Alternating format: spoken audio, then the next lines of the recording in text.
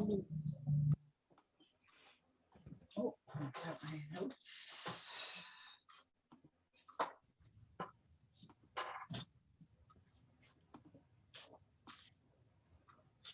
Well, I can't wait for this. This is going to be cool. Yes. I'm so excited for this topic. This is my favorite PR topic. I offered extra credit to my research methods class because I said, this is one that you really have to attend, or I'd really like you to attend. Okay, great. We're recording, so we'll have this to put up. Yeah, and since everybody's so excited, I'm like, why wait? Let's get going. So welcome everybody to tonight's meeting, Research and Insights in Action. Thank you so much for coming. And just wanted to introduce you to our new PRSSA 2021-2022 e-board. I am Taylor Williams. I am the president. Is Natalie here? Oh yeah, hi, I'm Natalie. I'm the current president and I will be the immediate past president once Taylor takes over. Right. I'm Juliet. I'm the faculty advisor. I am Niffer Honeycutt, and I am the VP of Digital. I am Christina Milich. I'm the VP of Membership. I'm Melania Tuchko. I'm the VP of Professional Development. Hi, I'm Pavitra Reddy. I'm the VP of Social. I'm Holly Genvy, and I'm the VP of Events. And I'm Giselle Vienna, and I'm the VP of Communication. Yes, well, welcome to our new board. And we want to encourage everybody to become a dues paying member with PRSSA. They just announced that they're extending the discount price for 25% off all new memberships through May. And this includes a discount for graduating members, which would be $15 a quarter for the PRSA associate membership. And if there's any trouble with money or somehow you need help paying for your dues membership, you can contact our faculty advisor, Juliet, for more information on helping to pay with your dues. And then with that, if you are a dues paying member, you get access to the scholarships with PRSA, and they have just a ton of scholarships that, you know, don't get a lot of applications. And these are all due by May 31st. And if you're already a dues paying member, we encourage you all to apply.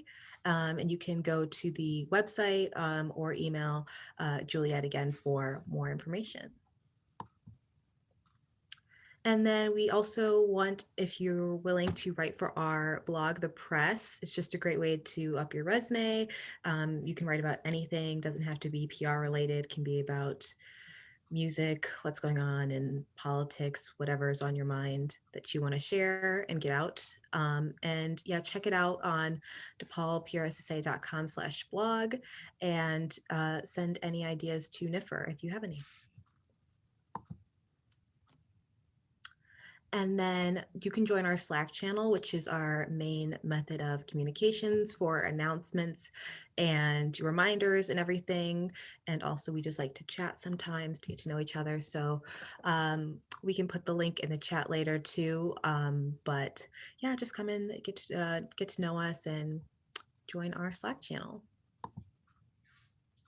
And then lastly, Weber Shandwick is looking for interns for June graduates, and they're specifically looking for DePaul graduates.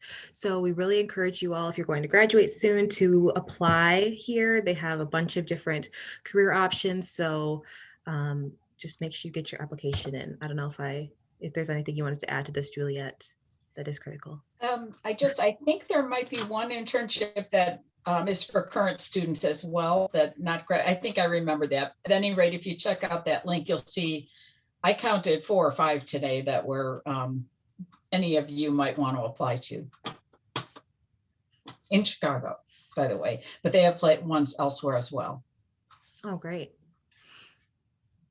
And then that is it from me. I will pass it off to Niffer to introduce our panel for today. Awesome. Yeah, so the topic for this evening is research and insights in action. We have three great speakers from the industry, and what we're going to do is we're going to have each one of our speakers present sort of like a case study or just some of their work in the field. And then at the end of all of the presentations, we're going to have a Q&A session. So if you have questions sort of as we go along, feel free to pop those into the chat or to just like kind of hold on to them until the end. And then we will have a big Q&A for all of our speakers at one time. But first of all, we are going to start out with Nick Blashill, who is the research manager of Edelman Data and Intelligence.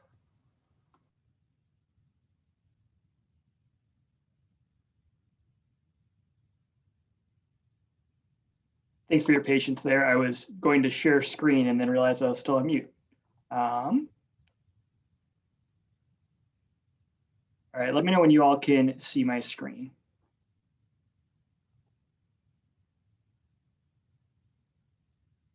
We good? Oh, Yep, I see the thumbs up. Thank you. All right, so wanted to share a case study today on an audience and media mapping exercise we did for one of our clients. So a lot of times when we talk about our research and measurement case studies, it's either like on the upfront and message testing or other sort of like, hey, what should I say? Or on the back end, it's a measurement project where it's how effectively did I say it? I've always really enjoyed talking about this one because it was a bit different. It was where and how do we message to this audience? Where are they consuming media and how do we meet them where they are? In this particular case, it was an example of a client who was trying to reach a new audience. So this is a financial services company that traditionally has catered more to a consumer audience, but was interested in pivoting. They had some new products for a small business owner audience. They specifically defined as micro business owners, folks or business owners with 0 to 9 employees. And they were interested in, hey, how do we talk to this new audience about some of our new products and services for this, some of our new products. So we had a 3-pronged approach for how to reach them. First, we did audience and channel research, which we have on the left here. And that was basically, what do we need to know about this audience generally, both in terms of who they are, what they believe, as well as in terms of different media channels, where they're getting their information. The second was an expert mapping exercise. So thinking about who are credible experts that our client could partner with, whether that be in the form of a paid influencer arrangement, or in some cases, they're either journalists or like a Forbes contributor who they could partner with in more of an earned capacity. And the third part and the big one was media mapping. And that's where actually creating a list of target media outlets that our client could go to, our client as well as our counterparts on the media team, to try to tell the story through earned media relations. So the first of those 3 pillars was trying just to understand who this audience is. So from their marketing team, we basically knew, okay, this is a small business audience. They have 0 to 9 employees. And that was about it in terms of who these folks were. So we wanted to set a baseline of who we're talking to. So we plugged in those initial characteristics into MRI and GWI, which are both like syndicated databases where they do a bunch of surveys with different folks, and you can plug in certain audience characteristics and it spits data back out to you. So we're able to get an understanding demographically who it is we're talking to, their attitudes and beliefs. So that way, if you're going to try to message to them, you're able to cater messages to something that they're going to be receptive to. So as an example, many are parents, many wish they had more time to spend with family. So one potential message could be, we're going to save you time so you have more time to spend on the things that really matter to you. Another is making sure that we're really hitting on the financial aspects of running a small business, because we've learned that, okay, that's a huge part of what's on their mind, as well as some of their dilemmas. Third part, and the part that I think most directly impacts communications and public relations, is channel consumption. Where are they actually getting information so that you know where to go to message to them? So we're able to look at, for example, drill down something like product research. Like, okay, not only is our client wanting to talk to them, but they ultimately want this audience to buy the product, right? So not just looking at where do they get news, where do they spend time on social media, but also where do they go to learn about products and services? It actually brings me to our next slide, which was brand discovery. So one of the features we had within that GWI platform is looking at where these folks learn about brands. And it actually aggregates into paid, earned, and owned, which helps because with an integrated strategy, tells us, okay, where should you be allocating your budget? So this here told us a couple of things. The first was that it validated an integrated approach, right? There's merit to all three categories of outreach here. The second is that it validated earned media being almost as high as paid, traditionally with many of our clients. Earned media, PR, comms, whatever you want to call it, stuff that you're not paying for, it gets put in the back burner, and advertising spend gets most of the budget. So being able to demonstrate this was great to show the efficacy of our client stakeholders outreach, because our stakeholders were on the communications function. So this is how they learn about brands in general, but a cool feature of this platform we use to try to learn about this audience is that it actually let us get into B2B purchases, which recall that we're talking about small business owners. Ultimately, we want them to make this purchase for their small business, not as part of their personal life. So we were able to look at where they learn about new products and services specifically for B2B purchases, as well as how that index is compared to the general population when they're making B2B purchases, which most of the population will be doing so on behalf of their employer because they're not an actual business owner. So a couple things that really popped to us. You see search engines is really high here. Now, the first place that some folks' heads went was, well, you can just do paid search ads so that, at the top of your Google search, you see our client's product, which is part of it. But also, if you pitch outlets that have high domain authority, then you're more likely to show up in those organic results. So it also demonstrated the efficacy of getting earned media stories in reputable, high visibility outlets, because that might increase where they show up on that first page of Google, for example. Another thing that really popped out to us was this recommendations and endorsements from industry experts. If you'll recall from an earlier slide, one of our other pillars of this particular outreach was some sort of either influencer or expert partnership. And this demonstrated, okay, it's not something that most people do, but a significant minority of this audience does rely on industry experts. So if you're able to partner with them, then there may be some value there in terms of that type of partnership. We brought that all together to conclude the first part of this three-pronged approach by just giving them an overview, 3 points each for how to communicate and what to communicate.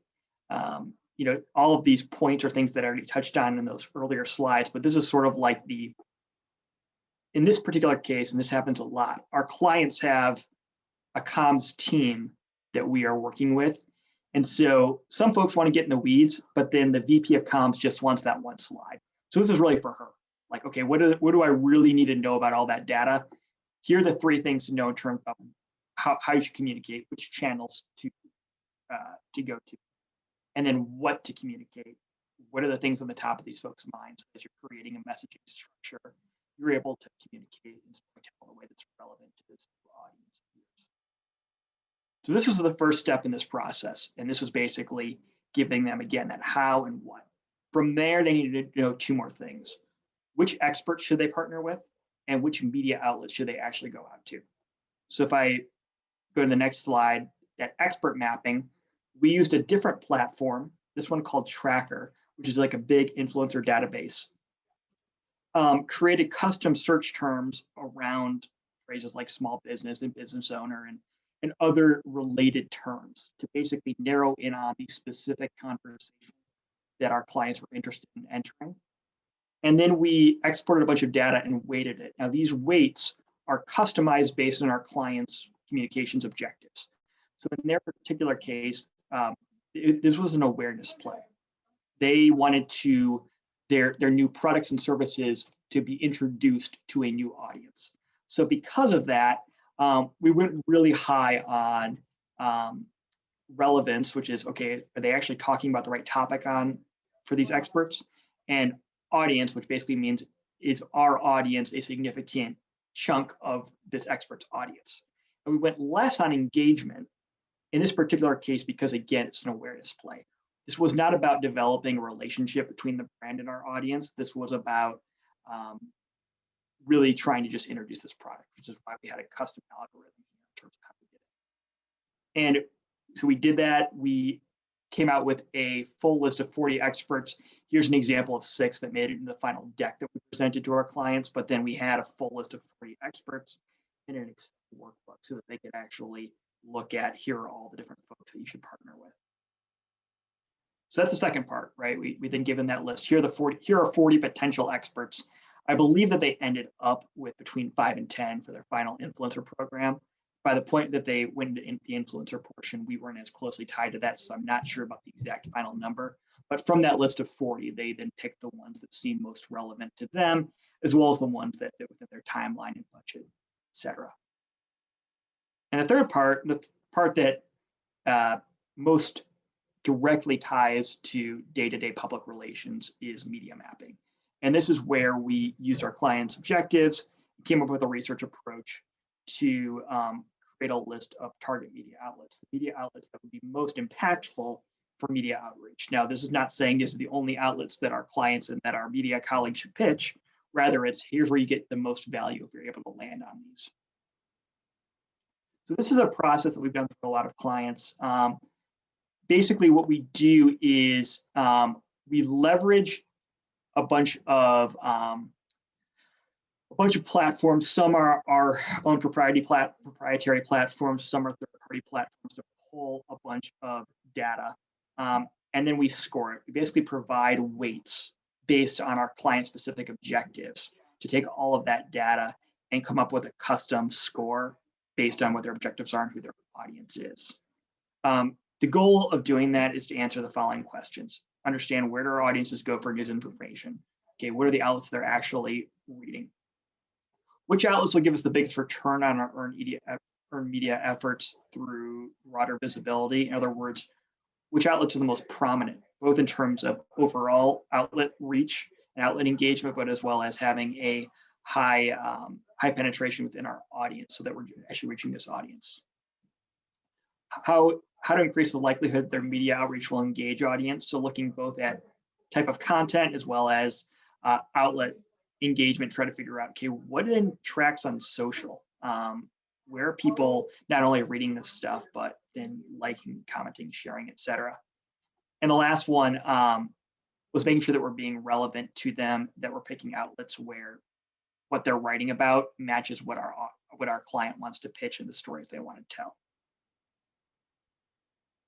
This part here is where we really had a conversation with our clients and our colleagues in the media side to understand what the overall strategy was and to make sure that what we were going to do here would align back to their overall communication strategy and their overall business strategy. So we had to align on all these areas. Who do we want to target? Micro business owners. Again, that's business owners with 0 to 9 employees. Where do we want to target them or reach them? So this was a conversation where sort of the art side came in as opposed to the scientific and research side. This was having a frank conversation about, realistically, where can you guys secure coverage around these topics? And these were the 4 categories, broadly speaking, where our media colleagues as well as clients felt like, okay, it's realistic that if we do the right storytelling, we can land stories on these type of outlets, because there's not a lot of value in creating a media list that you can't then go secure coverage on because it's just not right for this particular brand or this particular storyline. And then looking at the topic level, what are the specific types of stories that we want to tell and we were hoping journalists will pick up on to make sure that when we create custom searches that we're matching back to this. So this is sort of the alignment we needed. And once we were able to align here, we were able to actually engage in our process. So high level, we basically look at 4 components and getting a score to try to figure out how impactful is a media outlet for this particular audience. So we look at consumption data at the audience level. What is our actual audience reading and listening to? Authority, this is looking at things like domain authority, making sure that this is a high visibility outlet, both in terms of its actual reach, but as well as, say, like search engine authority. I mentioned search engines earlier is a big thing for this audience and making sure that it landed there. Engagement, does it create response, particularly on social media? And relevance, are they actually publishing stories about the topic that we were interested in? I won't go into all this, but you can see that we basically then create a custom score for every client. So based on the communications objective, we will adjust all of these weights based on what their particular goal is. I mentioned earlier that this is an awareness play, which is why audience and relevance were high. We really wanted to make sure they're telling the right story for this particular audience, and that engagement was less crucial here because we just needed to introduce the brand to a new audience. And this is the output. Eventually, as we plug all that stuff in, and out pops a target list of outlets. In this case, our client wanted a list of 40. We'll go to 100 or more at times, but they said they wanted top 40. They wanted something tight. So this is what we handed to them. We said, okay, here are the 40 most impactful outlets to try to tell the story that you want to tell. And they were able to take this, and throughout their media pitching, when they came up with a new campaign or a new storyline or a new angle, we're able to consult this list and say, is this the right story for any of these outlets, knowing that this is where we're going to make the biggest impact on our audience. One thing you may notice is the top 10 or so are like, yeah, I could have told you that. Like, these are all really big outlets that everybody knows.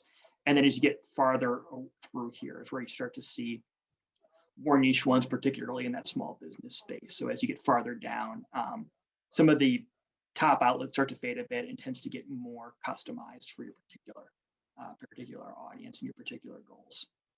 The last thing I'll say is we did from there provide a few other value options for them. So we gave some example journalists for each of these outlets so that our colleagues on the media side had an idea of who they could reach out to, as well as a little bit of segmentation. So looking at specifically within these small business owners, what are some other outlets that we can cut by based on who the particular folks are, whether that's the demographics of our audience or whether that's the actual industry that our audience is in, and making sure that we're able to customize a bit based on that outreach. That's my spiel. Do you guys ask questions now, or do you go through all three? I want to make sure I'm not disrupting your flow here. Yeah, so we're going to go through all three presentations, and then we're going to have a Q&A at the end. If people would like to ask questions in the chat box, and if you're comfortable answering those that way, that's cool too. But yeah, if we see any that aren't answered in the chat box, we will pull them up at the end and we'll kind of ask them as part of the group. Awesome. Thank you so much, Nick. That was awesome. We're going to move on to our next speaker, who is Amanda Moss, who is the Director of Marketing and Communication at Civis Analytics. Hey everyone, give me 2 seconds while I figure out how to share my screen. We actually use Google at Civis, so Zoom is somewhat foreign to me.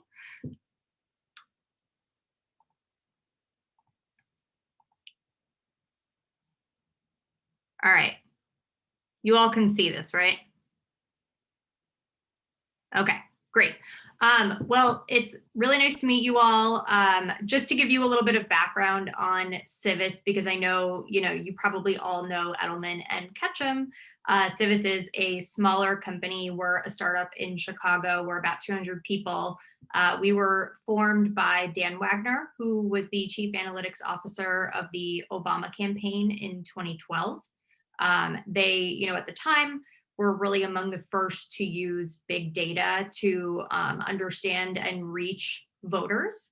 And so, towards the end of the campaign, Eric Schmidt, who was the chairman of Google at the time, really saw this approach and was like, wow, this could work for other types of organizations. So he provided money and he, started Civis, and here we are today. That was in 2013. And we work specifically with political, nonprofit, advocacy, government, and then consumer businesses. So anybody that is trying to reach individual people is our specialty. And so I'm going to share a little bit about a project that we did with the state of Illinois. My role is a little bit different than the folks here in that I do PR and marketing internally for our company. And we often will partner with communications folks at the clients that we're working with, but not always. It could be, a data manager, it could be a marketing manager. Sometimes we'll work with other agencies like Edelman or Ketchum. So just to give you, a quick overview of how we see data-driven outreach for large consumer campaigns. We really model it after the political model of, finding the swing voter. So we start by identifying the swing consumer. Well, in the state of Illinois, the particular campaign we were working on was mask wearing. At the start of COVID, I think it was about 66% of so said that they were using masks when they walked outside on a regular basis. And so they wanted to, find the people that needed to be persuaded and, get them to wear masks. So what we typically do is we start with a survey. And so we look at what kinds of people are already wearing masks, what kinds of people are never going to wear masks, even if you try and convince them, and then which people are kind of on the fence or could do it with the right campaign. So we really focus on that middle, we call them the movable middle. And so it starts by identifying who's in the movable middle. So for Illinois, I think it was women and you know what, I don't know off the top of my head, it's not actually in these slides, sorry. But I'm happy to follow up with some of those details. The next thing you do is understanding what they believe, want, and need. So what are the things that motivate them? What are the concerns that they might have that are holding them back from wearing a mask? So, really doing a deeper dive survey into those individuals. Number 3 is testing different ways of saying what you want to say and, which key messengers you should use. Number 4, implementing campaign. 5, measure and adjust as needed. So I'm going to focus specifically on the 3rd step because I think it's the most interesting. So I think the first thing is how do communications campaigns develop messaging? I think you can look at social media, you can look at surveys, you can look at, ComScore data or, all of these other data types. You can also apply things that you've learned in the past that worked. One thing that we have found though, is that what works well for one campaign doesn't always work for another, right? So for example, we've looked at what messaging is persuasive to get someone to get their flu shot. And we found that the most persuasive message was the altruism message, so doing it for others. But when you look at the same type of messaging for the COVID vaccine, it's a lot different, right? So you can't rely on what you've done in the past that may have worked. Another common way that people will shape messaging is with a focus group. And it's funny, when I joined Civis, I didn't think too much about, how scientific were the methods that we would use at PR agencies, because that, I came from PR agencies before going to Civis. And, being around a lot of survey scientists and data scientists, I've really started thinking about what are the ways that bias can creep in to the research that we're doing. So, I now look at focus groups very differently. They're really great way to understand a community and kind of start building a hypothesis. But when you've got a lot of people in a big group, first of all, you've got a small sample size that might not be representative of everybody that you want to reach. They can often be slow to turn around insights, they're expensive. And when you get people in a dynamic like this, there's going to be some people that, are extra vocal, or other people that are saying something because they think that's what the group wants to hear. So, we at Civis think that they have a use But, for the Illinois campaign, we wanted to, be a little bit more scientific. And something that I also find interesting is that when you survey people about something, oftentimes what they say is not necessarily what is going to persuade them, right? So like if you were talking about the COVID vaccine, you might say, why would you not get the vaccine? And a lot of people will say safety. I'm worried that it's not safe. And we've done a message test and actually found that talking about safety doesn't persuade them. So, we look at this from okay, how do we eliminate the bias that can come with someone self-reporting what's going to persuade them? So what we've done is we've basically taken the same framework that they use in clinical trials. It's called a randomized control trial. I don't know if that's something that you all learn in college. It was not something that I studied very closely when I was in college, but essentially what you're doing is you've got a treatment group that gets one message, second message, third message, and then there's a control group that gets no message. So what we did for the mask wearing campaign was we started with, a population of national, anybody across the US, and anybody that said, I live in Illinois, would automatically get added into the test. They would get randomly assigned to one of the messages or the control group. We would then ask a message afterwards that was, how likely are you to wear a mask?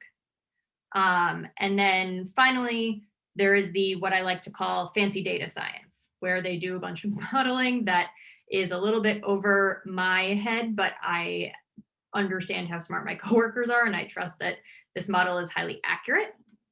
And so what you can do is see which message statistically, isolating all the bias out of it, statistically was most persuasive. So for the state of Illinois mask wearing test, they had specific ads that they had already mocked up. So there was one that talked about comparing seatbelts, helmets, and masks. There was one that talked about, there could be a second wave. Don't let Illinois be next. This was in middle of 2020. If it gets me out is, basically, don't you want to get out of the house? Family emphasized, doing it for your family. And 85% was really heavy on statistics. So we tested all of these. And it's a little tough to see in this view, but you can see this right here. It shows that it increased people's likelihood to wear a mask by 3 percentage points, as opposed to talking about a second wave or highlighting getting out of the house actually, may create what we call backlash, which is basically it's backfiring. So it's making someone less likely to wear a mask. And so, it was very clear that this seatbelt helmet mask comparison was the best message to use. So what they did was, they then used that in their campaigns, in their communications toolkits. And we found that let me pull the actual stat. I'm sorry.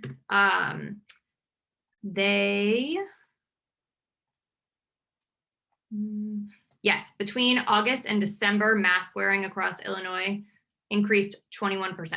Now, can we say that that was 100% due to our campaign? No, probably not. But what we can say is that we know scientifically they were using the most persuasive message, as like really the pillar of their campaign. So we are doing this, we did the same thing for their vaccine campaign.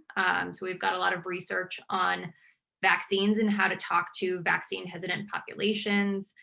We've done this for a lot of other healthcare topics, as well as, things like getting people to fill out their census forms. How do you convince people that filling out the census is important? So yeah, that is the work that we have done for the state of Illinois. Awesome. Thank you so much, Amanda. Again, if you have any questions for any of the speakers today or just in general, please put them in the chat and then we'll have a Q&A at the end. But for now, we are going to move on to our next speaker, who is Melanie DeSells, who is a senior consultant at Ketchum Analytics. Hi. Let me go ahead and start sharing my screen as well. Okay, can you guys see my screen?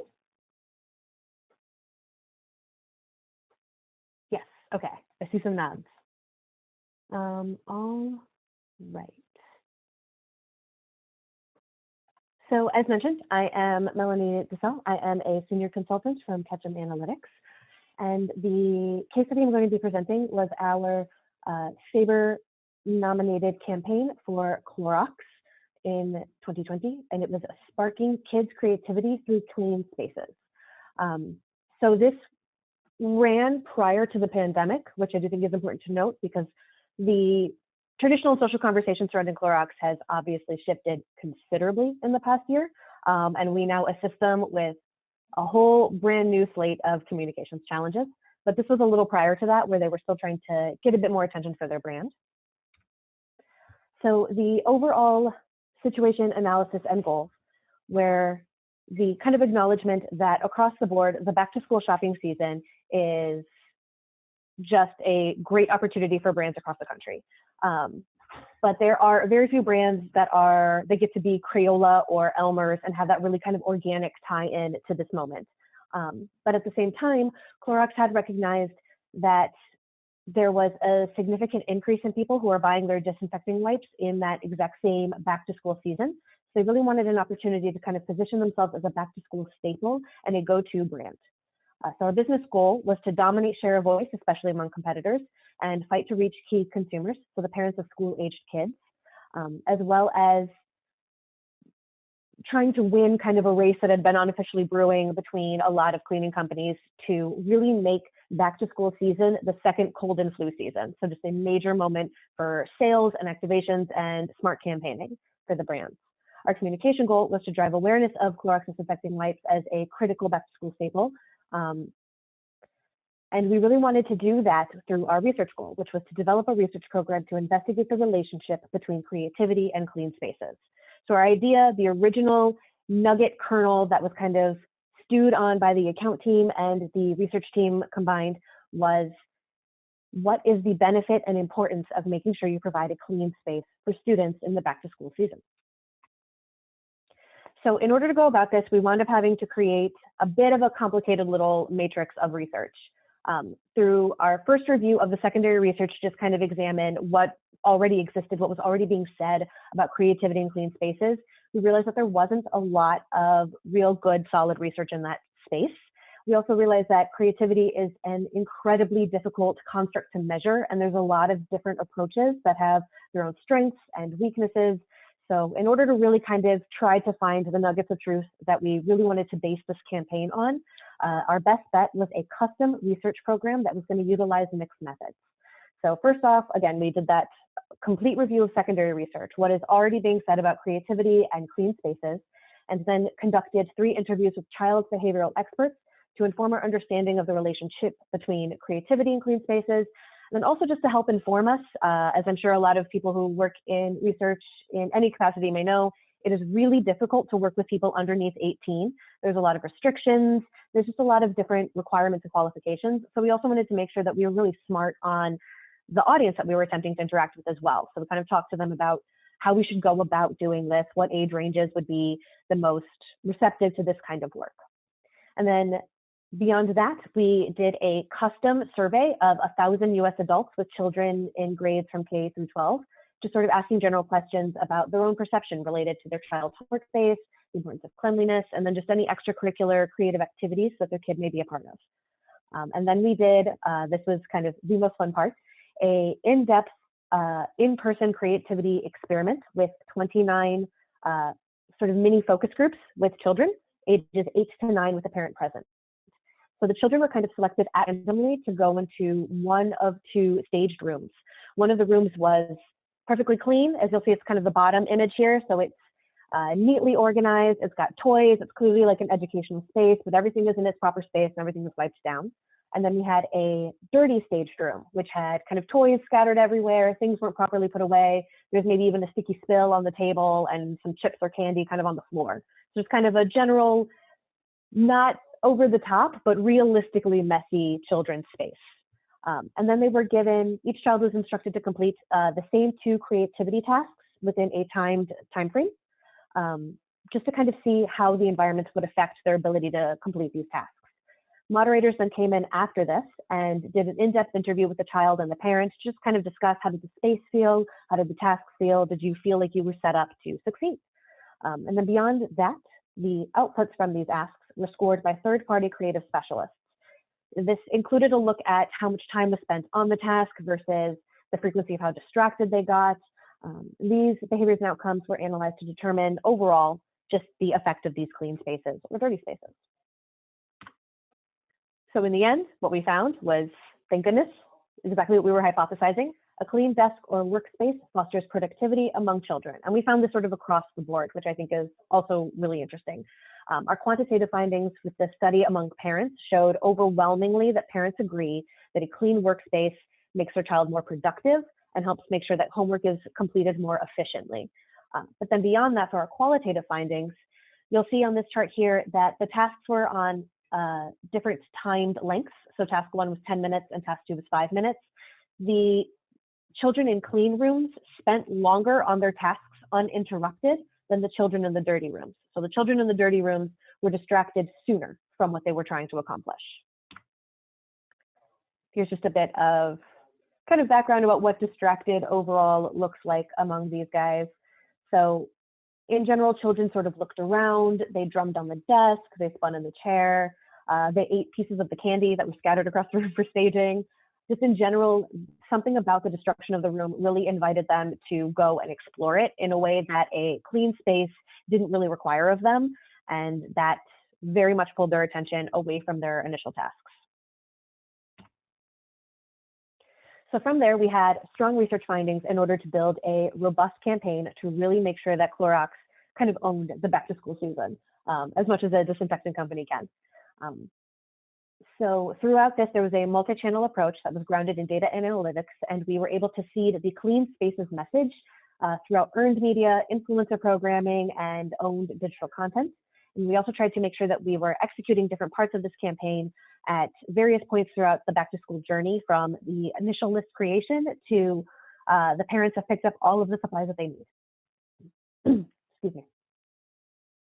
So in order to set the stage for what we've done and what we found, we created a custom infographic that was shopped out in a media kit to national media outlets across the country, as well as a hidden video camera, or hidden camera video, which if we have enough time at the end, I may share with you guys, which is just kind of like a minute and a half of showing the kids kind of exploring the space. And again, as mentioned by the presenter before me, that's kind of the great benefit of focus groups when you're able to accomplish them, is not just deciding based on parents' perceptions how children respond to things, but hearing 8-year-olds and 9-year-olds verbalize in their own words what the spaces felt like to them and how much they were or were not able to concentrate.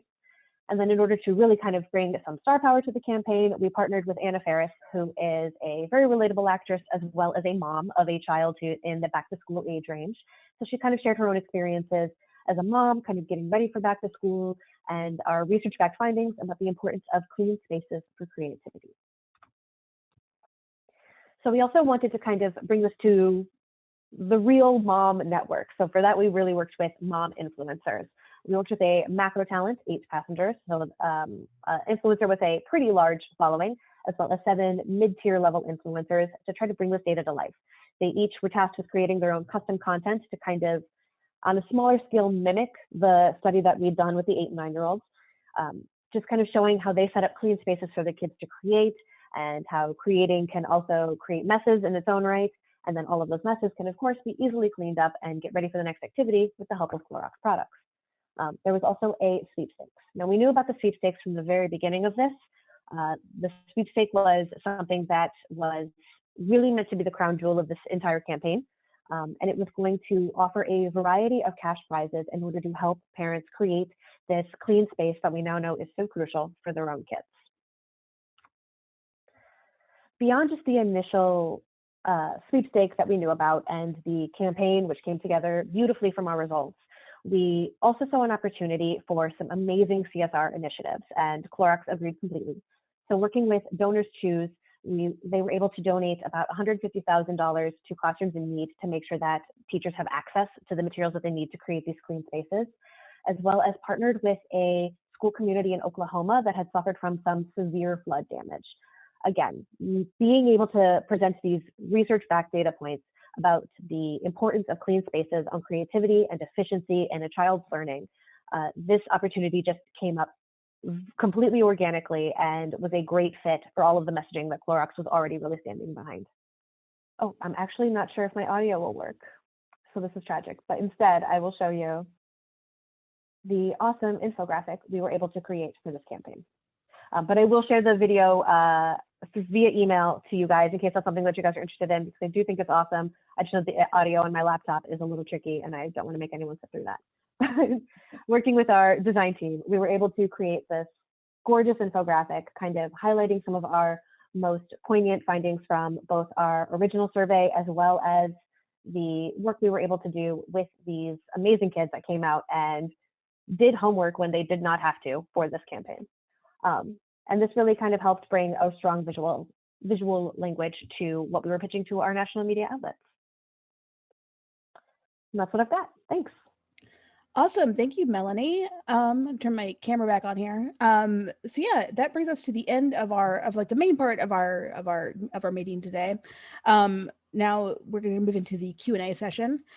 So just to sort of get us started, I do have a question for the entire panel. I would love to hear everyone's perspective on this. What are some qualities that you think help make a person successful in a research field? Ooh. I can go ahead and start us off with this because I'm already off mute. I think a real kind of, this sounds a little cliche, but like a real curiosity, a real kind of like love for hunting for answers, I think has always benefited me personally in this role. I think we're given a lot of kind of really vague or broad questions from account teams that really just kind of want to know everything in the world, and being willing to just go down Google rabbit holes to open up every tool and just kind of see every possible thing that's out there so you can try and find as close to real answer as you can for the account team, and to find that rewarding, to find that kind of like thrilling as opposed to maybe a little tedious is something that I rely on a lot personally. I would 100% agree with what Melanie just said. I do a lot of interviewing for interns in our company, and curiosity is like the #1 personality or character trait that we look for in terms of success in our industry. A couple things I'll add from sort of a hard skill perspective. Attention to detail is huge, especially when you're getting started off, and being like someone who can be relied upon to data check and get that right and get that accurate is huge, especially starting your career. As well as, and this really surprised me when I started working at Edelman, but design skills can be a huge leg up. I was shocked at how much research ends up in a PowerPoint deck, and if you're able to put one together really nicely, that can be a huge asset to your team. I think what the other two said is right. I would add the ability to have a little bit of skepticism with every piece of research that you see. I think hunting for bias in research is really important, and just thinking about the way in which something could be biased and how to correct for that. But I think at the same time, it's really important to be able to explain the methodology to a client. So, there's a lot of really brilliant researchers that I work with, but some of them have a tough time, taking that out of the weeds and explaining it to someone that maybe isn't quite so technical. So I think that translation layer is also really important.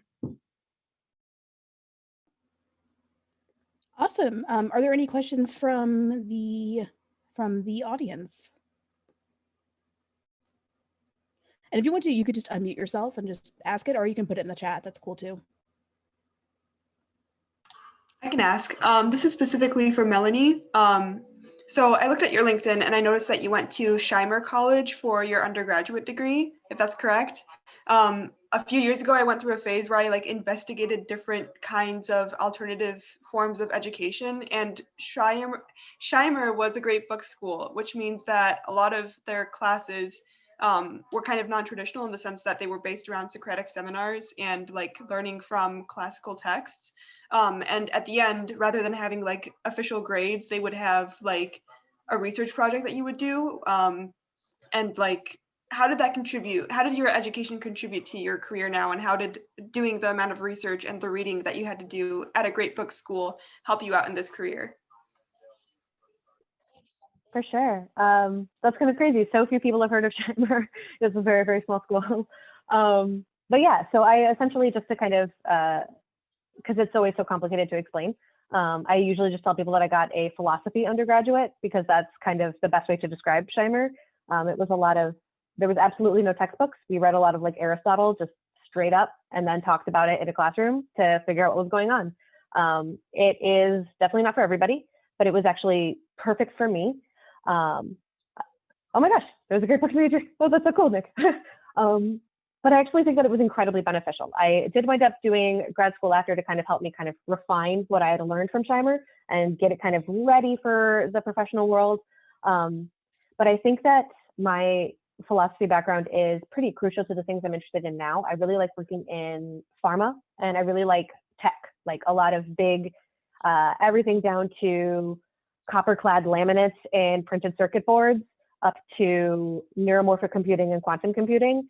And the big thing, especially when you're trying to do PR for something that is that nuanced and that intense, it really involves a very similar skill set that philosophy sort of requires, where I am never going to know enough about quantum computing to be able to actually talk to someone who does quantum computing, but I need to know enough about it to be able to keep my account teams informed and able to make smart recommendations to the client. So that same work of kind of going through really dense material that I don't super understand with a bunch of words that I don't know the meanings of wasn't foreign to me. I kind of already knew how to do that. So I would treat all of these like new terminologies, these new environments I was working within as just new philosophical constructs. You figure out the definitions, you kind of try to map out meanings, so you can kind of understand what it is they're trying to say they do. So that way I can synthesize it into kind of human speech and go to the account team and say, so this is what this product does. This is what it is they're trying to sell to people. So I actually feel like it's been pretty crucial to my ability to do my job now. So thank you for bringing that up. Awesome. Are there any other questions from the audience? I was personally curious. You kind of made me think about it, Melanie. So a lot of us with our careers will probably be working, adjacent to your teams and with the research teams. Is there anything that you all would recommend, I don't know, for us, besides taking our research classes, for us to maybe keep in mind when working with research teams that maybe would help us in the future?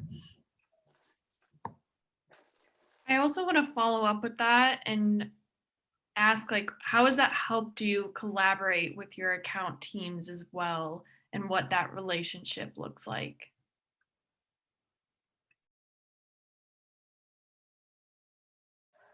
Well, one thing that I like to say to account team people, we tend to do a thing where every time someone starts on the account side, regardless of the level, they have a meeting with someone from analytics in order to just kind of like sort of explain, all of the specialty groups do, just as kind of like a, hey, we're digital, hey, we're analytics, this is what we do, this is when you tap us, this is when we could be beneficial.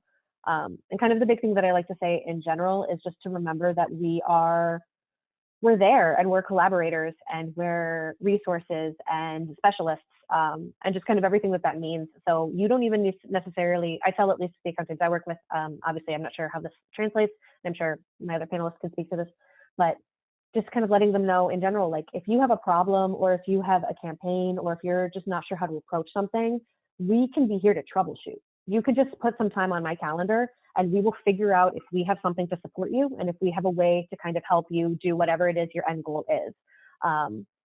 We don't always know all of the ins and outs of your side of the work, same way you won't always know the ins and outs of ours. But if we come together and you're saying, this is our campaign, this is what we want to do, does this seem feasible? Does this make sense? How would we even measure this? then we can kind of have that collaborative environment where we can say, yeah, you can measure this. This is what we recommend. This is how we think we can support you. This is extra research that we think that we can bring you.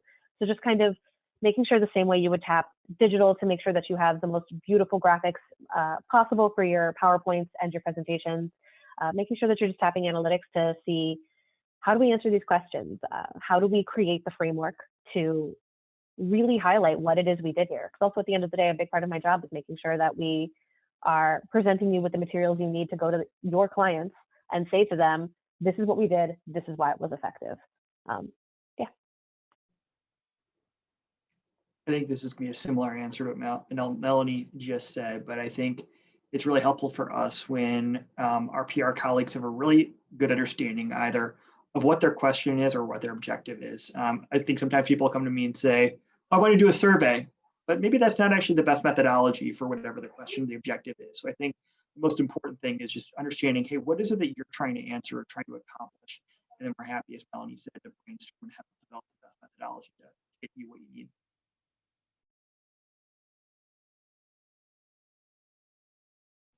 Yeah, I don't have that much to add because I have not been on the agency side for 3 or 4 years.